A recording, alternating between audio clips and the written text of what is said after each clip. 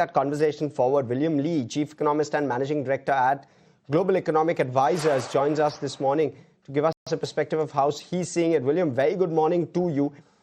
Give us a sense, which side of the fence do you sit on? Is this conflict likely going to get resolved very quickly? Is it going to take time?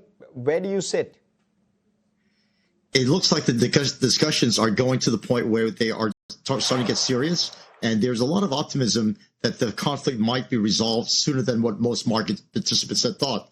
But one of the things I keep in mind is that Saudi Arabia, UAE have both come out with statements saying the United States should not prematurely end the war in a way that leaves Iran in a position to continue to finance terrorism in the region. And that is a very important point, because this is the first time I can remember where there's been such a sharp break among the GCC countries about what the appropriate thing to do is. And I think that's something that I think the negotiators will keep in mind as well.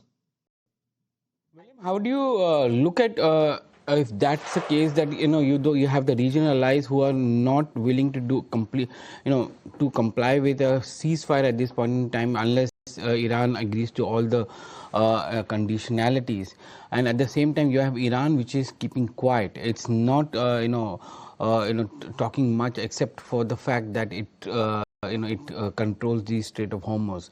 Do you think that this negotiation is not going to get over in a week's time or 2 weeks' time? It will take a prolonged negotiation? You have a classic case of game theory here.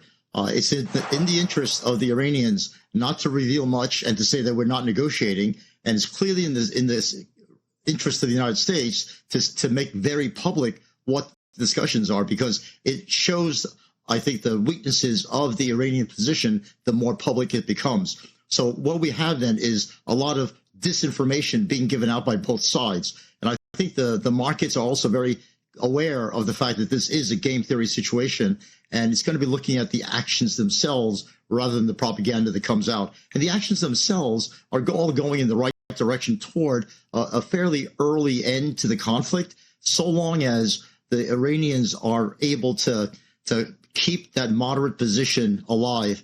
One thing that I think both sides fear is that the Revolutionary Guard and some of the hardliners will be able to be overly influential in the discussions to the point of even keeping good deals from being made. And I think that's the thing that I think the markets are watching out for. Who's controlling the discussion? Is it the moderates or is it the extremists? And William, if this were to prolong, you of course have a great lens on how the economics of it will likely play out. Talk to us about the impact on economies within that Asian basket. Who will be the most affected? What will it do in terms of growth, in terms of inflation, in terms of policy? Just very quickly, but broad brush. You guys are exactly in the epicenter for who's going to be affected most. Already, India is suffering from having to shut down restaurants because of the supply of gas is getting rationed. You guys are the ones who will be most affected by a shutdown in the traffic in the Strait of Hormuz. And going out from the India and Asian epicenter, Europe, of course, will be the next most affected, because they too are so dependent upon importing gas and energy supplies. The least affected, actually, would be the United States, because we are not only energy independent, we are net energy exporters. So in that sense, the U.S. has less of an interest in this fight than you guys do. And I think you guys have the interest of saying, let's bring this resolution on quickly because our people are suffering needlessly. And I think what the United States is trying to do is say, we want a quick solution, but we want a long-term permanent solution so that we don't have to come back here again. And I think the economics of what's going on is that the fears of stagnation and the fears of inflation are going to be freezing central banks to the point of being indecisive. And I think that's going to be a serious mistake, certainly for the United States.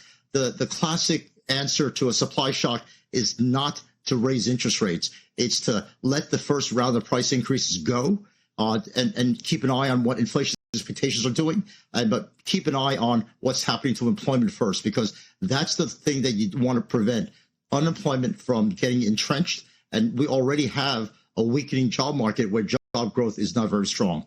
And so for me, the Federal Reserve has to focus on its mandate of employment rather than mandated inflation.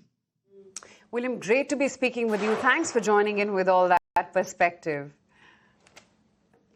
Thank you.